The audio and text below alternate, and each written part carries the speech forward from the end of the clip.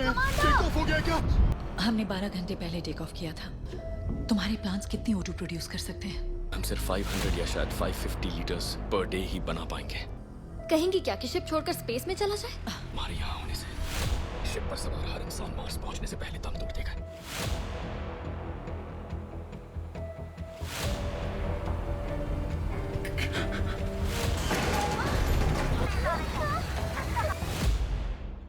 Welcome back दोस्तों।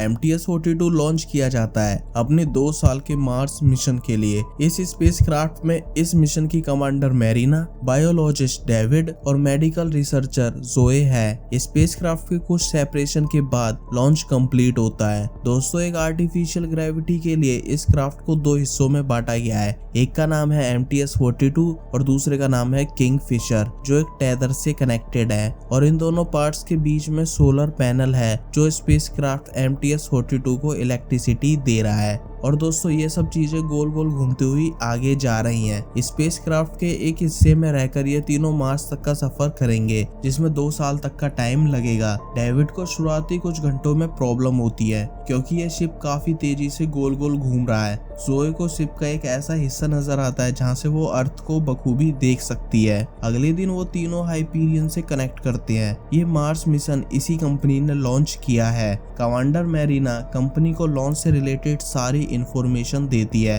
एक दिन मैरिना रूटीन चेक कर रही होती है, तभी उसे फ्लोर पर ब्लड नजर आता है। जब वो ऊपर के डक्ट को खोलती है तभी एक आदमी नीचे उसके हाथ पर गिर जाता है। तुरंत ही जोए और डेविड वहां आते हैं और उस आदमी को मैरिना के हाथ से हटा देते हैं। मैरिना देखती है कि शिप का एक मॉड्यूल CDRA खराब हो चुका है। और दोस्तों, इस मॉड्यूल का काम था शिप के अंदर मौजूद कार्बन डाइऑक्साइड को साफ करना। मैरिना देखती है कि शिप के अंदर कार्बन डाइऑक्साइड बढ़नी शुरू हो गई है। मैरिना को उस बंदे का ID कार्ड मिलता है जिसका नाम है माइकल एडम, और वो इस स्पेसक्राफ्ट का लॉन्च सपोर्ट इंजीनियर है। जोए और डेविड देखते हैं कि उसकी बॉडी पर काफी गहरा कट लगा हुआ है। जोए उसका तुरंत इलाज करती है। मैरिना हाइपीरियन से कनेक्ट कर शिप की मौजूदा स्थिति और माइकल के बारे में उन लोगों को बताती है। फिलहाल माइकल से उन्हें कोई खतरा नहीं है। जोए मैरिना के हाथों पर 3D प्रिंटेड प्लास्टर लगाती है। मैरिना उन दोनों को कार्बन डाइऑक्साइड वाले मॉड्यूल CDRA के खराब होने की बात बताती है, इसलिए फिलहाल उन्हें एटमॉस्फेयर से CO2 कम करने के लिए लिथियम हाइड्रोक्साइड कैनिस्टर का इस्तेमाल करना है, जो कि लिमिटेड है। कुछ घंटों बाद माइकल को होश आता है और वो बेड से उतरकर नीचे बैठ जाता है। दोस्तों, माइकल को ये नहीं पता कि वो इस वक्त अपने घर से कई हजार किलोमीटर दूर है। उसे लग रहा है कि वो अर्थ पर है, इसलिए वो रिलैक्स होकर बैठा है। तभी माइकल शिप के उस हिस्से की तरफ जाता है जहाँ से बाहर का नजारा दिखता है, और ये नजारा देखकर उसके होश उड़ जाते हैं। वो काफी पैनिक हो जाता है। जोए आकर उसे शांत करती है। मैरिना उससे कुछ सवाल पूछती है, जिससे ये पता चलता है कि स्पेसक्राफ्ट के लॉन्च से पहले चेकिंग के दौरान माइकल को करंट लगा और वो वहीं बेहोश हो गया। माइकल मैरिना को कहता है कि मेरी बहन ईवा घर पर अकेली है, मुझे बस अपने परिवार के पास वापस जाना है। मैरिना हाइपीरियन से कनेक्ट करती है, उन्हें माइकल की बहन के बारे में बताती है। हाइपीरियन माइकल की बहन की जिम्मेदारी लेता है। जब तक माइकल वापस नहीं आ जाता तब तक वो उसकी देखभाल करेंगे। माइकल थोड़ा रिलैक्स होता है और इस तरह के बर्ताव के लिए क्रू से माफी मांगता है। फिलहाल हाइपीरियन के पास ऐसा कोई भी ऑप्शन नहीं है जिसके थ्रू वो माइकल को वापस अर्थ पर ला सके। सो अनऑफिशियली माइकल एक एस्ट्रोनॉट बन चुका है। और दोस्तों, वो क्रू को बताता भी है कि अगले साल वो इस तरह की मिशन के लिए अप्लाई करने वाला था, लेकिन उसकी किस्मत उसे पहले ही यहाँ ले आई। अगले दिन से माइकल डेविड की रिसर्च में मदद करना शुरू कर देता है। असल में दोस्तों, डेविड का मिशन ही यही है, उसे मार्स की सरफेस पर पेड़ उगाने हैं। मैरिना कोई तरीका सोच रही है ताकि CDRA मॉड्यूल को ठीक किया जा सके, लेकिन उसकी सारी वायरिंग शॉर्ट हो चुकी है और वो पूरा जल चुका है। कुल मिलाकर बात यह है कि इसे ठीक नहीं किया जा सकता, और हाइपीरियन के पास भी इस प्रॉब्लम का कोई सॉल्यूशन नहीं है। मैरिना डेविड को बताती है कि हमारा CDRA मॉड्यूल खराब हो चुका है और हमें 950 लीटर ऑक्सीजन की जरूरत है। क्या तुम अपने LG के थ्रू इतना ऑक्सीजन प्रोड्यूस कर सकते हो? डेविड मैरिना को कहता है कि अगर एक बैच LG सही से ग्रो किया जाए तो हम इतना ऑक्सीजन प्रोड्यूस कर सकते हैं। असल में दोस्तों, डेविड को LG यानी कि काई के 2 बैच मार्स पर ले जाकर उगाने थे, लेकिन अभी की सिचुएशन देखते हुए उसे एक बैच यहीं इस्तेमाल करना होगा। डेविड अपना प्रोसीजर प्रोसीजर स्टार्ट करता है और प्रोसीजर कंप्लीट होने के बाद वो मैरिना को बताता है कि इससे हम 550 लीटर ही ऑक्सीजन प्रोड्यूस कर पाएंगे। मैरिना डेविड को कहती है कि तुम्हें दूसरा बैच भी इस्तेमाल करना होगा क्योंकि CDRA अब ठीक नहीं हो सकता, अब यही LG हमारा लाइफ सपोर्ट है। डेविड तुरंत जाकर LG के दूसरे बैच का भी प्रोसीजर स्टार्ट कर देता है। अब उसके पास मार्स के लिए कुछ भी नहीं बचा, लेकिन अभी सबसे जरूरी स्पेसक्राफ्ट में ऑक्सीजन लेवल को कम होने से बचाना है।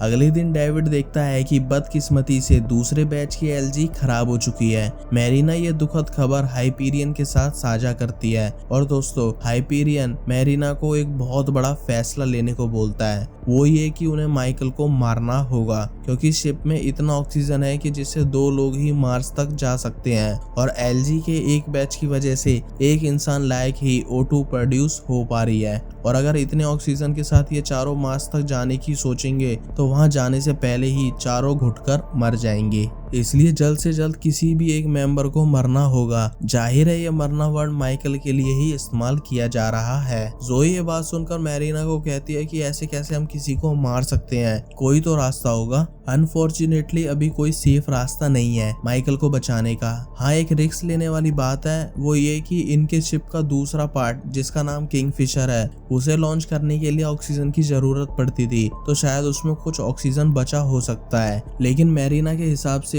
अगर वो उस टेदर के जरिए स्पेस वॉक कर किंगफिशर तक जाएंगे तो बीच में लगे सोलर पैनल को नुकसान पहुंच सकता है, यानी कि ये कदम उठाना क्रू को मौत के कुएं में धकेलने जैसा है, और वो भी ऐसे ऑक्सीजन के लिए जिसके होने की पॉसिबिलिटी 50% है। फिलहाल मैरिना अपने क्रू मेंबर की जान रिस्क में नहीं डालना चाहती, लेकिन जोए के रिक्वेस्ट करने पर वो 10 दिन का टाइम लेते हैं ऐसा कोई भी रास्ता ढूंढने का जिससे ये चारों मार्स तक जिंदा पहुंच सके। डेविड अपनी खराब हुई LG के बारे में कुछ सोचता है। मैरिना CDRA को खोलकर देखती है कि शायद उसे ठीक करने का कोई रास्ता मिल जाए, लेकिन उन्हें कहीं से भी कोई उम्मीद नजर नहीं आती। डेविड मैरिना को कहता है कि हम खतरा उठा रहे हैं, हम जितना टाइम और लेंगे हमारे मार्स तक जिंदा पहुंचने के चांसेस उतने ही कम हो जाएंगे। और दोस्तों 3 दिन बाद डेविड का सब्र का बांध टूट जाता है। वो माइकल को सब बता देता है कि अब उनकी क्या सिचुएशन है और कैसे माइकल की हर एक सांस बाकी 3 क्रू मेंबर की हर एक सांस को कम कर रही है। माइकल डेविड से पूछता है कि कोई तो रास्ता होगा, लेकिन ये बात उसे भी पता है कि अगर कोई रास्ता होता तो डेविड आज उसे ये बात ना बता रहा होता। डेविड माइकल के पास एक लीथल इंजेक्शन रख देता है जिससे माइकल बिना दर्द के मर सकता है, और डेविड माइकल से माफी मांगकर वहां से चला जाता है। माइकल वो इंजेक्शन लेकर शिप के उसी हिस्से की तरफ बैठ जाता है जहां से पूरा स्पेस नजर आता है। माइकल को अपने आप को मारना है, लेकिन वो अभी और जीना चाहता है। दोस्तों ये मूवमेंट मूवी का दूसरा सबसे ज्यादा इमोशनल मूवमेंट है। पहला सबसे ज्यादा इमोशनल मूवमेंट मूवी के एंड में आएगा। माइकल अपनी बहन ईवा के लिए एक फेयरवेल वीडियो रिकॉर्ड करता है। और दोस्तों आपको शायद ये लग रहा हो कि डेविड एक मतलबी इंसान है, लेकिन माइकल को इंजेक्शन देने के बाद वो काफी बुरी तरह रोता है। कुछ ही देर में जोए माइकल के पास आती है और वो देखती है कि लीथल इंजेक्शन माइकल के बगल में रखा हुआ है। वो भी शांति से उसके पास जाकर बैठ जाती है और उसे भरोसा देती है कि कोई न कोई ऐसा रास्ता जरूर मिलेगा जिससे वो चारों मार्स तक सेफली पहुंच जाएंगे। कुछ देर की बातचीत के बाद जोए माइकल से वो इंजेक्शन ले लेती है। इसके बाद वो डेविड पर जाकर गुस्सा करने लगती है। डेविड उसे कहता है कि मैं नहीं चाहता कि माइकल मरे, लेकिन इमोशनल होकर अगर हमने कोई भी कठोर कदम नहीं उठाया तो हम चारों का मरना निश्चित है। फिलहाल जोए के पास डेविड के लिए कोई जवाब नहीं है।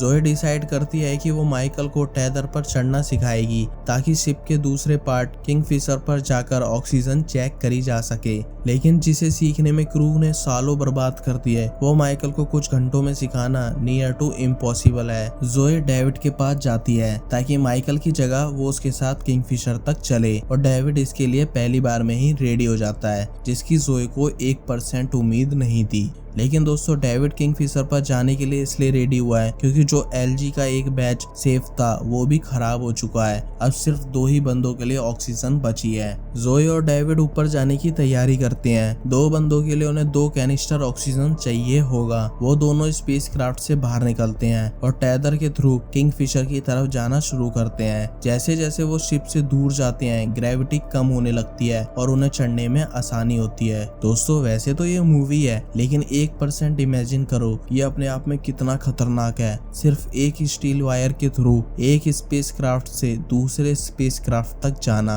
कुछ ही देर में वो आधे रास्ते तक यानी कि सोलर पैनल्स तक पहुंच जाते हैं, जिसे वो काफी ध्यान से पार करते हैं और किंगफिशर की ग्रेविटी की वजह से वो उस पर जल्दी पहुंच जाते हैं। अब आगे जोए किंगफिशर के अंदर जाएगी और डेविड वहां से O2 के कैनिस्टर ऊपर की तरफ खींचेगा। जोए किंगफिशर के अंदर जाती है। अब है दोस्तों ब्रेथ टेकिंग मोमेंट। अब इन लोगों की किस्मत के ऊपर है, इन्हें ऑक्सीजन मिलेगा या नहीं। जोए गेज लगाकर ऑक्सीजन चेक करती है और दोस्तों वहां पर 2 लोगों लायक ऑक्सीजन मौजूद है। जोए जल्दी से पहला कैनिस्टर भरकर डेविड को देती है और दूसरे कैनिस्टर का फिलिंग प्रोसेस स्टार्ट करती है। लेकिन अनफॉर्चुनेटली मैरिना को पता चलता है कि अभी 20 मिनट में सोलर फ्लेयर स्टॉर्म आने वाला है। वो जल्दी से जोए और डेविड को वापस आने को बोलती है, क्योंकि अगर वो इस सोलर फ्लेयर के कांटेक्ट में आई तो उसकी टॉक्सिक रेडिएशन से वो दोनों मर जाएंगे। जोए को मजबूरन दूसरा कैनिस्टर वहीं छोड़कर जाना पड़ता है और वाल्व से ऑक्सीजन लीक होने लग जाता है। वो दोनों एक कैनिस्टर लेकर MTS-42 की तरफ जाना शुरू करते हैं। जोए जैसे ही स्पेसक्राफ्ट की ग्रेविटी में आती है वो काफी तेजी से उस तरफ खींची चली जाती है और तेजी से गिरने के कारण जो एक कैनिस्टर उसके पास था वो भी स्पेस में गिर जाता है। डेविड जोए को जल्दी से स्पेसक्राफ्ट के अंदर ले जाता है। दोस्तों ये सोलर फ्लेयर कई घंटों तक चलने वाली है। डेविड सोचता है कि एक ऑक्सीजन सिलेंडर अभी भी किंगफिशर में लीक हो रहा है। डेविड डिसाइड करता है कि वो दोबारा वहां जाकर सिलेंडर लाएगा और क्रू को दे देगा, जिससे 3 लोगों लायक ऑक्सीजन MTS-42 में हो जाएगा। तभी जोए डेविड को कहती है कि तुम्हें अपने बच्चों का फ्यूचर देखना है, कैनिस्टर मैं लेने जाऊंगी। और दोस्तों जोए सोलर फ्लेयर के दौरान ही किंगफिशर पर दोबारा जाती है। सोलर फ्लेयर के कारण उसका स्पेस सूट मेल्ट होना शुरू होता है। वो बचा हुआ एक कैनिस्टर वापस लेकर आती है और उसे स्पेसक्राफ्ट में छोड़ देती है। दोस्तों टॉक्सिक रेडिएशन के कारण जोए अंदर नहीं जा सकती। जोए स्पेसक्राफ्ट के ऊपर ही बैठ जाती है और मार्स को देखते हुए अपने मरने का इंतजार करती है। और दोस्तों ये था इस मूवी का सबसे इमोशनल सीन। इस तरह हमारी आज की कहानी खत्म होती है। उम्मीद करूंगा आपको ये वीडियो अच्छी लगी हो और प्लीज यार कमेंट कर बताया करो यार वीडियो कैसी लगी। मैं मिलूंगा जल्दी एक और नई कहानी के साथ, जब तक के लिए बाय बाय।